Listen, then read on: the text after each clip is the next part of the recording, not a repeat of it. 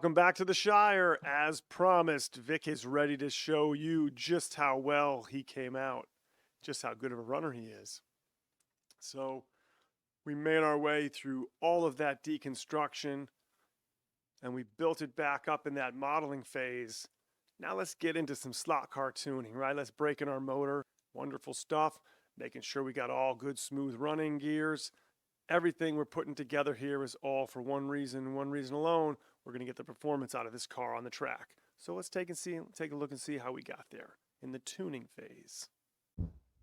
Well, this is how we get this done at Hobbit Racing. Vic waits patiently as the old Predator 18,000 RPM motor. Very popular with our group. We use it in Fly Classics. Not always, it doesn't have to be. It was an endurance race change when we were at War Eagle River still, and it's kind of stuck with the group. You could run out of the box if you want to, but 18K fits the bill, and this is just such a great consistent motor.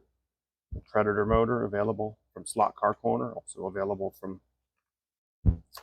several other places, Cloverleaf Racing as well, but the collaboration that put this together, very consistent motors. So let's look at the back of Vic or the bottom of Vic and recognize where the gear side is. So the motor will sit like this with the pinion on it on that side. So that means that when we turn this over, what it means at the end of the day is we want this shaft to spin towards the back of the car to rotate the gear that way. So that's what you want to keep in mind when you're doing that. Shoot, you could even take yourself out a pen or something and figure it out. But again, I have the other motor. I had the other setup in this car to know yellow equals red, red right. So I need to know that I need to put red on that side of the motor to get it going. So let's do that, and let's bring it up really slowly, and let's break this motor in without any load. I have lots of different connections that I can disconnect and connect for different reasons between the rolling road, breaking in motors, testing at the test bench at our TAC bench 1.0. So, I'm going to come up to about 4 or 5 volts here. 4.5 volts is fine, and I want to make sure that that shaft is spinning in that direction. And I can tell you with a high degree of confidence, as my finger wants to naturally roll towards that direction, that's what we're looking for. Again, the M-Bell side is now on this side of the car, same direction that the motor is facing. It needs to roll backwards to engage the spur gear to roll the rear axle forward. So let's engage. And then another thing that we're going to do that, over and over and over again, my mentor has taught me, again, you're not juicing the motor. We're not doing things to enhance the electrical performance of it. We are lubricating. Some prefer to put a drop of oil. Put a very small drop of oil in there. You don't want oil getting inside, actually near the electronic components of the motor. But I prefer CRC 226. A little drop on each side really goes a long way, and maybe you do it once now, and then as you bring it up closer to 12 volts, then you put another drop on it.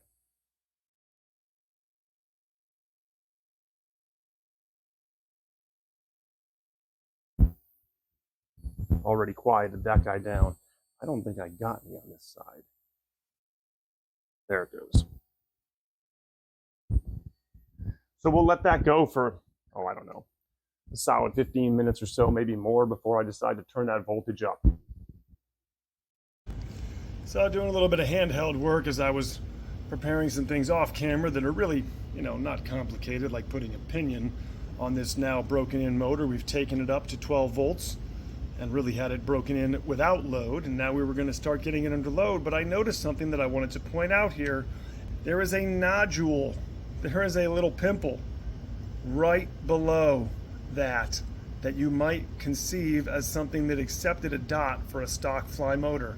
You need to get rid of that if you are planning on changing the motor out. If you don't, especially if you've already glued in these bushings, as we have wonderful free-floating movement and the bushings are glued in, you will press that entire side out further if you put a motor that has a flush can against it. We're going to get the Dremel. And we are not done. Another indication, depending on your motor shaft on the can side, that cylinder that has to be surrounded by this side right here is too small. It needs to be widened either by a drill bit or by a file. I'm going to take a file because it's just that little bit of that arched piece at the top that is holding it back. And so I cannot push that around the end bell, around the non-end bell side. But once I can, then the chassis will sit flat and the wheels will be free to spin. So it turns out I've got some explaining to do. Not only did I ad hoc that concept of having to widen that part, but I had forgotten that the stock fly motor can is not as large. And even if it was, well, again, you have to pay attention to the model you have into your hands and see what's happening. So what was actually happening was twofold. That side needed to be widened, and I'm going to glue it in place to make sure it's in there better. But I also had to take off a little bit of the edge of the can. It's the same thing that I discovered that I did on the previous 91710. And it's not impossible, and you're not going to damage any content inside the motor if you recognize that this tolerance is inside of here, and this is really more egg-shaped or cylindrical inside of there with a bunch of copper wire wound. I'm just having trouble talking again tonight. Wound around magnets. And so what you'll notice that I did was, I wasn't going to do any of this on camera because this would have been an awful sound. I have simply taken a small chunk out of the edge of the can. If I had not done that, what I can tell you is all the good work that I did here to put that in place and glue it and make sure we got a wonderful, nice little thousandths of play there immediately went away because the motor was pressing against the side of the bushing and widening the entire rear of the car, therefore binding the axle and binding the gear. But now, based on widening this gap right here to allow the shaft on the what would normally be an angle winder mount with two screws in it, even though this is a sidewinder mount where the end bell goes on the gear side, I needed to widen that, and then I needed to shave there, or in this case, easily shave the motor since I already glued in the bushing. Why shave there? Now when we go to put it in here, it's not snug by any stretch of the imagination, and that's what our glue is for, but what we see is we now have that thousandth of play, right? If I bring this really close, look at that beautiful play. Look at that mesh between the pinion and the plastic nylon spur. And you can see that we get it, and you can just feel that nice gear mesh as you're coming through that sidewinder. So I can even get close enough probably to show you the difference it made by shaving that and by making sure that this fit in there. And then you know what? That's what they make hot glue for. So I can hot glue that into place. Shoot, I can even carefully drop some super glue on that side on the plastic end bell and the plastic. I don't, however, recommend, unless you're very careful, putting any super glue right there. If the super glue were to come inside the shaft, well, do I really have to tell you? So once again, some modeling skill came into play even on the tuning side of this. So here we stand back at the bench with a wonderfully aligned rear axle and rear end and my spit on a tire. It's, oh boy. So there we go. You can see the hot glue that is now rimmed at the edge. We've got some hot glue right there and down the side, and then we've got super glue on this side. And we've still maintained that wonderful little tiny bit of beautiful play that we love to see. And yeah, you could say now I'm locked into 1333, but hey, I know what 1333 in a Predator motor does. 1333? Boy, oh boy, Tony. How about 1336? That's a 13, and that's 36. It's a beautiful place to be on this track with Fly. And it's a pretty beautiful place to be anywhere you're going to run a Fly with an 18K motor. We've proven this over and over again. It's a great takeoff power, and it's really, really good around 9, 10 volts, possibly even 11 volts. So I'm loving it. I'm loving it. And, again, the modeling aspect comes into play here. You had to avoid that bushing. I don't expect that too many, mass-produced motors, even if this is produced specifically for Predator, would be much different. And so it's not necessarily surprising that this custom chassis iteration of this 91710 didn't require some modeling work. And I did check my other one, and fool me once, okay. Well, this is that old expression, fool me twice. I should have talked about this beforehand, because I also shaved the side of the motor on the other number one. Who was that? Louis Kuminen? Leo Kuminen? Yeah, I'll be all right. I wasn't even born then when these guys were driving, so you guys got to give me a break on the names. Oh, man. But I love the cars, and I love this class. So, we're making our way here, and I'm glad that I got the opportunity to revisit this, because this is an important thing. If you're going to go through all these steps, right, take a pause for a minute. If you're going to go through all the things that I did, and then you put it together and you go, well, what the heck? The rear end of my car is bound up, then, that's a big missing link for me. And so it's important if you are. Now, maybe the stock motor isn't going to cause you that problem if you put it back in, but I guarantee you anything else but the stock motor, and maybe even the stock motor still could have caused those problems. It very well may have hit that rear bushing. And this is with me mounting the bushings. If you look carefully, I mounted the bushings closer to the outside than I did to the inside, and it still was going to hit the motor. I promise you it's the same way that it was on the other car. And you can see, though, with care, the motor shaft is not in the way of the rear tire on either side. So we finally have an intact rear end. Don't mean to belabor the point, but again, this is probably the most critical part of the installation at this point in time. You've got good gear lash, you've got a good solid spinning rear axle that we verified before, and now your motor's mounted in the proper place. So now I think I should solder. The excitement is building. We are on the rolling road, under load at 9.5 volts. We've already taken this under load up to 12 volts. We are just about ready. We have not knocked off the edges. You can see that car is wobbling just a little bit with those quick slicks, but otherwise it's quite smooth, and I am very excited.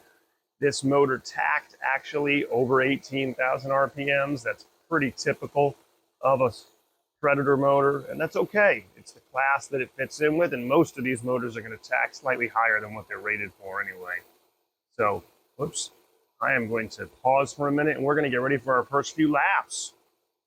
All right, Vic is ready to hit the road here. Vicky's ready to hit the road, and I do have a decent bit of body float plugged in so far, because this is not a potted chassis, and I know pretty much where a fly car needs to have some movement to it, so we're not going to pretend that we're going to run this thing locked down. And we know all the things that we did for weight to pay dividends, and all the wonderful things. There's nothing touching underneath inside of there. It's just in a great, great place. So, it's a fly car, so it's at 18,000 RPMs. So a lot of times I run those motors somewhere in the 6 o'clock range to get extra punch. I'm probably going to, I'll probably still start out at 8 and 8 and just see what I can do. So let's go, Vic. Oh, boy. I'll tell you one thing. This combination here, when I get the tires broken in here, wow, this car is taking off. Whew. Again, as I like to say, we're not going to break any land speed records with the Fly Classics, but this car absolutely wants to hook up. Low sixes so far. No weight in the car, obviously. And we've got that real big chatter, right? We've got that real big chatter. One of these two tires just has a massive amount of, oh wow. It's so much that you don't even need to look close to see it. There's just such a sharp edge from the manufacturing process. Nothing wrong with that. Again, call it truing your tires, call it knocking off the sharp edges. There's really no need to truly true quick slicks, but you've got to knock off that sharp edge right along the side. So wow, this car is really hooking up. really hooking up. No weight. I'll show you guys we'll start to make some headway as far as how that goes. But wow, this is super promising. Wow, I mean, I just pulled a 599. And this car wants to go all over the place because there's no weight in it. And with these tires, I mean, that's just, again, all those things. Fly Classics in the blue lane, you're talking about the Hobbit Racing, completely modified 917 that is just start to finish, just the chassis and the body. CB design all around, a lot of work on the inside of there, a lot of weight. 5.5 something is your outstanding times for Fly Classics in blue. I'm within a half a second already, and I haven't even done the true fine tuning of weight and other things. So let's get that lid back off and do that. All right, let us get in here. Just a quick peek underneath here. We've got brass screws that are no threads on the shoulders, about halfway. I'll show you the size of them here real quick, and then we'll just cut to the car chassis. But these are quite short. I just didn't want to go that deep inside the body posts. So these are rather short ones, but you can see the lack of thread on the shoulder for that wonderful body float that is absolutely necessary for a Fly car that doesn't have a pod. All right, so now let's take a look. I wasn't going to bore anyone with my soldering skills. So there's our cleanup on the inside right now. I thought I'd try something a little bit different, and really one of the things that to me that is annoying is that I like to get rid of is the idea that the motor wires are going to come into play after I deal with weight. And not a lot of things stick to lead well other than super glue. And so instead I was like, you know what? I've got plenty of motor wire. Chose some interesting colors this time. And let's just get it all the heck out of the way and let's pin it down, get it out of our way, and then deal with what we need to in this region so that there's nothing that is going to come into play to bother us around the front axle, no matter what we do. So just my idea, and this is all glued in the back as well. So we have a very, very, very flat top. I like to, even in the case of a car like this, where there's a lot of modeling going on inside of it, and there's room for the motor, I tend to solder, and then if you'll notice, I also tend to, if it's necessary, I will absolutely Dremel down any excess solder that, got a little bit of a dollop too high when it cured. So now you can see where we are. Everything is just really, really exciting in terms of just being able to get to this stage. Again, we can take a look at that final result inside as well, where we got the even smaller card and the rounded edge here and just all the connections here. I really went to town on that black piece where I thought that the motor wires, right, the motor lead wires are going to come on that side, and then there's a little bit of that tall aspect to one side of a short can motor. And you can see now there's just nothing in our way. Everything's solidly glued into place. Just a result that I would love to achieve every single time that we come across something like that. So let's start by knocking the edges off of these tires. Okay, so if you have quick slicks like this and you got a situation where you need to go ahead and knock those edges off, for those that haven't seen it, you can use sandpaper or you can use drywall sandpaper, a little bit rougher to get those sharp edges off. And I'll see if I can show you the sharp edges on this particular one that I'm talking about, where it's almost visible to the human eye, to the naked eye, on that particular one, where you can see just how sharp the outer edge of that side is. You can even see some of the dust on the edge of that tire. That one's not nearly as bad, but there's a little bit of a sharp edge, but that one is just super, super sharp.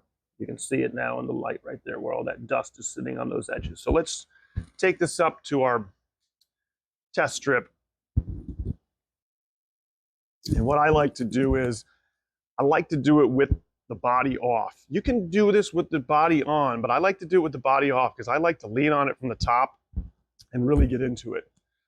Let's get ourselves up to a good voltage. Shoot, the higher the RPMs, the easier this is going to be. The motor's obviously been broken into 12 volts, so let's just get ourselves up here. And really, again, this is the side that you should now easily be able to see just how much, well, not easily be able to see, it's a little bit dark there, but I'm just going to really lean on this guy and just go ahead. I can see it with my eyesight.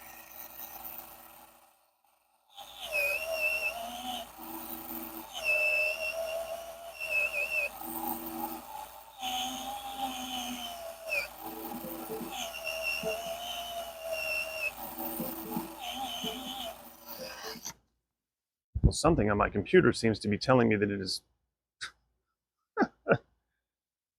connecting and disconnecting. I sure hope it's not our USBs to the TrackMate or something like that. But in any event, let's see if we made any kind of marks in this. So you can start to see now, as you can see, little pieces of the dust and whatnot starting to make a dent around the edge of that tire. Let's keep going. I can feel that it's better, but it's not where I want it to be. And you can also, even though we use this to scuff the tires before we put them on the track, if we're trying to regenerate them or get them nice and warm, you can also go down this route too. Just be careful. You don't want to come straight on. You want to get that edge of an angle.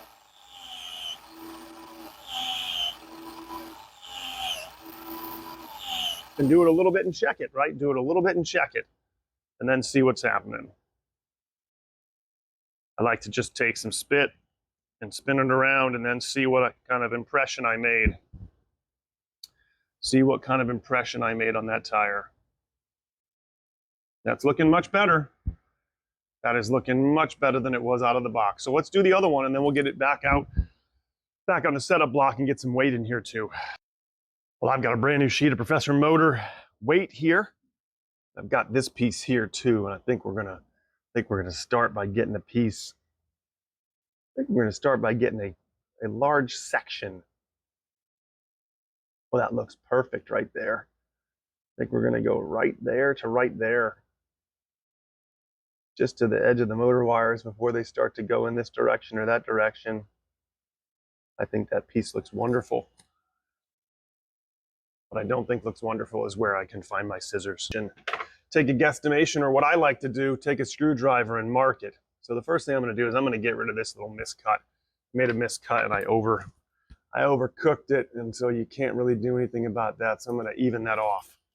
All right, now that I've evened that off, I'm going to hold this back up and maybe even slip it underneath here. See where it can go. Looks like maybe to about right there. Oh, actually, that's not true.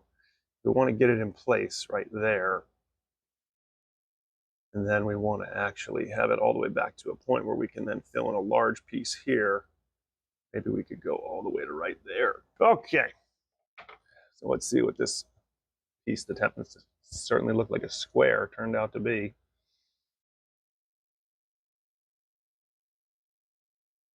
Ooh, that looks nice right there. And it's going to be our first effort right there. Okay.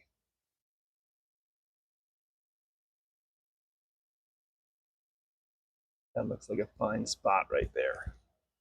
So there's so many ways to get this done, but with a car like this, you want to hesitate to push down on it, as you can see what I'm doing by flexing it. So do your best to put your hand against the bottom of it and take a screwdriver, perhaps something like this. Slide your guide out of the way and maybe put your finger right underneath and press. They're sticky on the back of this for a reason, right? And so let's just get that pressed on there as best we can. There's no reason to damage the car. And, you know, historically, even though that might get the job done, historically, I know that this car needs weight. This is a very light, again, styrene-based plastic, as I keep saying. So I'm going to go for this piece of Professor Motor weight that is brand new. I can bring it back in front of the camera after all.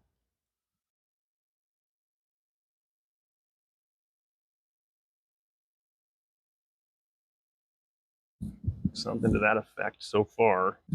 For this one, I am going to make a clean cut just because it might allow me to salvage other pieces of lead later. So we're going to go for it and cover this whole entire thing here.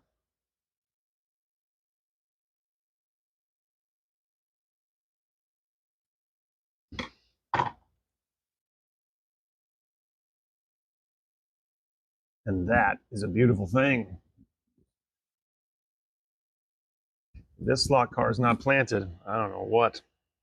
Probably should have weighed the other piece just to be sure that I knew what I was putting in there, but I'll weigh this piece. And we can work backwards. Oh, look at that. That's 5 grams of lead. I love it. That's 5 grams right there, 5.5. So I can say that there's a solid 6.5 in here. And boy, this is going to be awesome in terms of all the weight that I reduced to be able to get this back into the car and put all of this weight and creating this downforce. It's great amount of downforce on the bottom of this chassis. Boy, I think that looks just pretty. I think that's just so effective. Let's try it. Wow, this could be this could be our magic moment. These are those real exciting moments. All the work that we've put in on this, that's probably been the equivalent of about 3 days worth of time total. Just, this is going to be fun. This could be, with the exception of maybe just a tad bit of more weight or maybe taking some weight out, some fine adjustments for the screws for body float, maybe just a little bit more off the edges of the tires. This could be it right here. This is very exciting. I'm at 8.8 because this car is just taken off like a bat out of hell. Even with an 18,000 RPM motor, doesn't seem to need it. And in fact, we need to be careful because we don't want to chirp the tires, right? Silicone tires, very noisy, chirping out of the corners on a painted track. That's when you know that you got too much get up and go out of a corner. So let's see.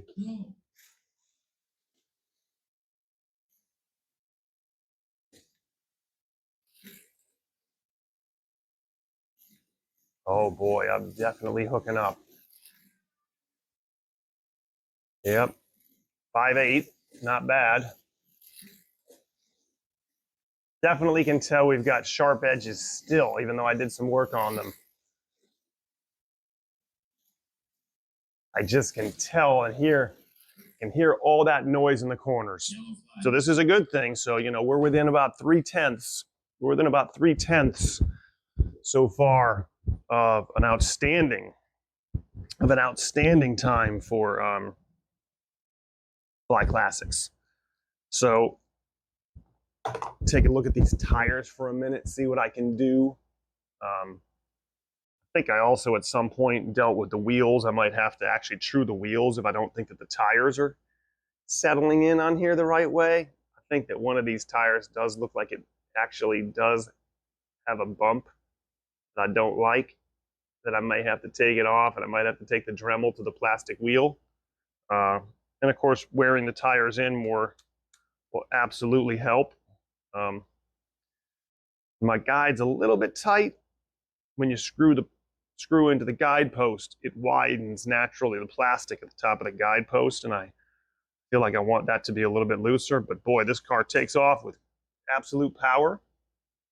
I think because the motor's still braking in, I don't need the brake as high as I've got it either, so I can turn the brake down and hope to achieve a little bit more. Let's see for a few laps if I can't get this car into the 5.7s.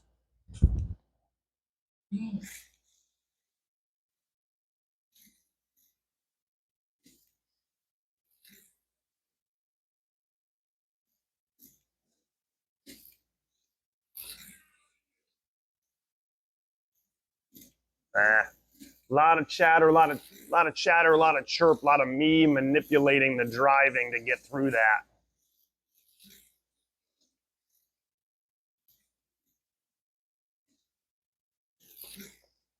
Yellow flag. We're doing okay out of the gate. We're doing okay, but I got to deal with those tires.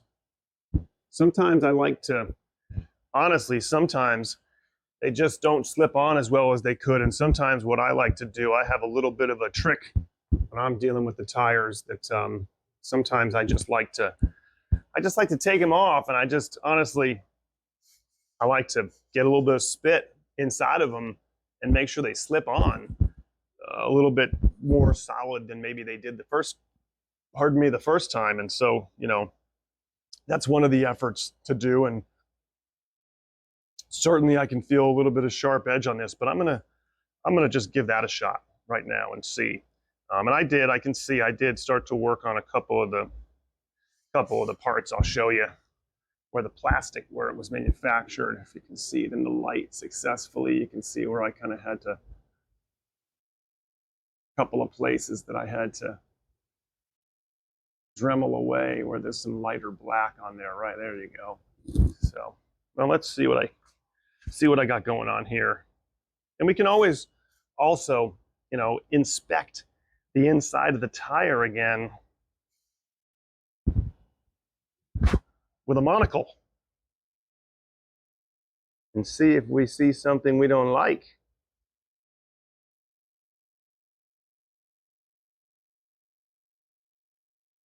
That one's all right.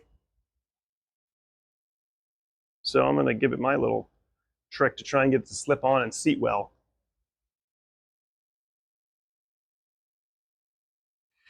To each his own.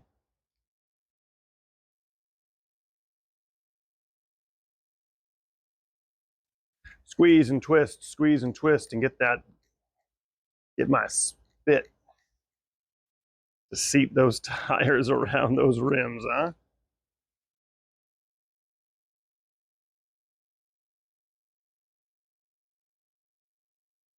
And there's also another trick that we haven't done yet.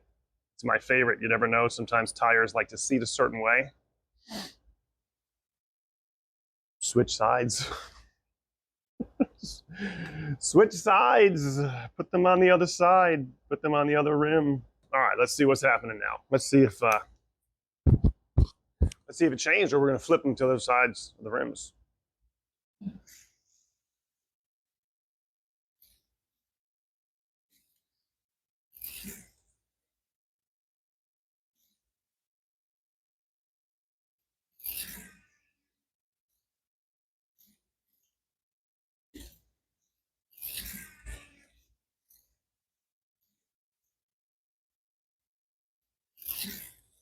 Well, that's what we're looking for.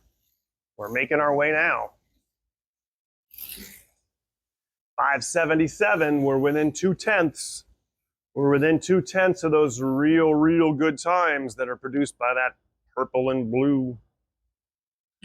By that purple and blue Porsche sitting right next to it. We've got great body float. I don't think we have any reason to adjust that body float any more than it is. Yeah, she'll still get faster. I wish that we were in the 5.6s already. But now is the time for that oddly strange trick. And I don't know sometimes if it's the way that the tires wear in, and then you get grip, and then you get them on the opposite wheel where the grip changes and takes over from the scuffing.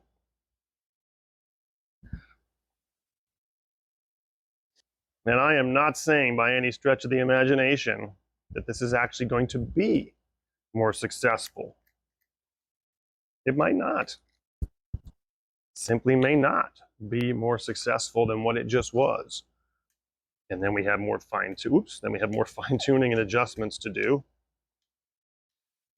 I don't think that tire's on there all the way. I didn't slip it on all the way. There we go. Twist and turn. Always want to inspect and make sure you're not seeing any bumps or bubbles suddenly once you get it on. Put it against a decent background, and then turn. All right. That looks pretty good to me. Let's see if that does anything for us. I'd like to see what our grab is as far as our magnet and that motor. All right. This could be an epic fail, or it could work wonders.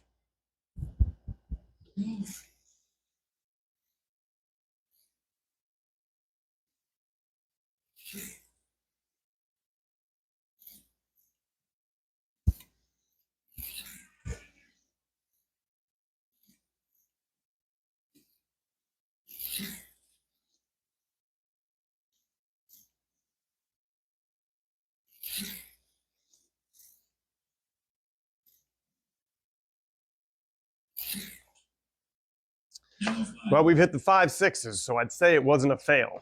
Now, again, it's me learning the car learning me, the car breaking in on the track. But when you go from a 5.76 to a 5.69, 700ths is no joke.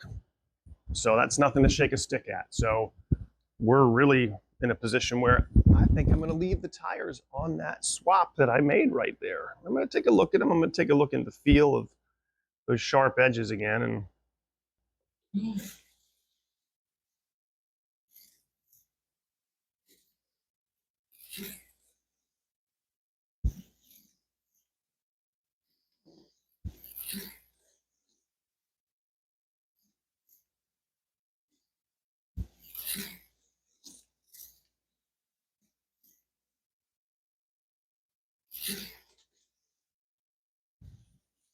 yeah, I think that we got a good runner here. Well, why not? You can see we're tire testing. So right now we're at CB47Fs. We're at CB47Fs. We're at about same place, 755, and we just produced a 561 that I didn't catch on camera. So I'm going to back up. I'm going to, as they say, maybe get in the saddle and try and really hone in on this and really see if this is our place.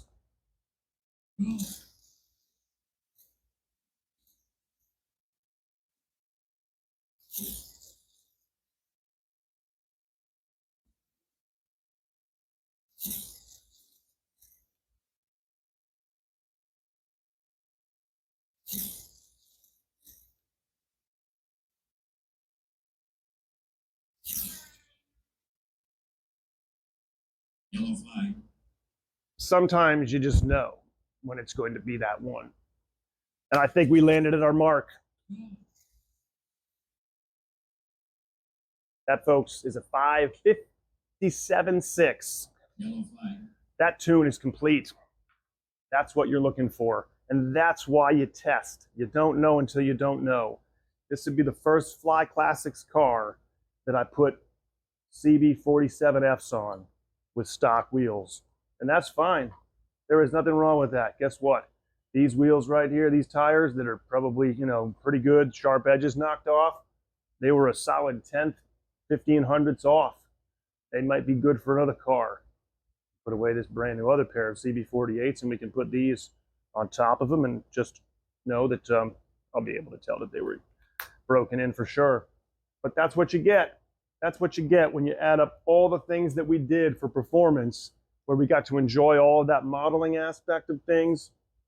We got to enjoy the tuning aspect of things, right? We had that nice flat pan to be able to deal with, get our motor wire leads all cleaned up and out of the way, get a solid bit of, there's 6.5 grams of lead on that right now, right? So now I'm out of CB47s. Mike, there'll be an order coming. So there you go.